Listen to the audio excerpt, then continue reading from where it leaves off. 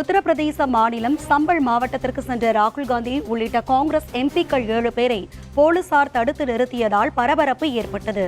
சம்பல் நகரில் உள்ள மசூதியில் அதிகாரிகள் ஆய்வு செய்வதற்கு எதிர்ப்பு தெரிவித்த போது வன்முறை வெடித்தது. இந்த நிலையில் கலவரத்தால் பாதிக்கப்பட்ட சம்பல் மாவட்டத்திற்கு காங்கிரஸ் எம்பி ராகுல் காந்தி மற்றும் பிரியங்கா காந்தி ஆகியோர் இன்று செல்ல திட்டமிட்டிருந்தனர். ஆனால் சம்பல் மாவட்டத்தில் வெளிநபர்கள் நுழைய தடை விதிக்கப்பட்டது.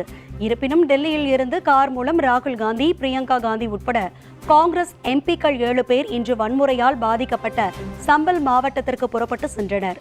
அப்போது காசியாபாத் கிளையில் ராகுல் காந்தி மற்றும் பிரியங்கா காந்தியை போலீசார் தடுத்து நிறுத்தினர். இந்த சூழலில் காங்கிரஸ் கட்சியினர், பொதுமக்கள் ஆகியோர் திரண்டதால் அந்த பகுதியில் பரபரப்பு நிலவியதுடன் போக்குவரத்து நெரிசலும் ஏற்பட்டது.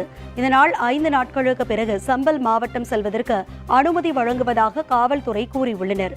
மேலும் போக்குவரத்து நெரிசல் ஏற்பட்டுள்ளதால் பொதுமக்கள் நலன் கருதி மீண்டும் டெல்லி திரும்புவதாக காங்கிரஸ் கட்சியின் தேசிய பொதுச் செயலாளர் KC வேணுகோபால் தெரிவித்தார்.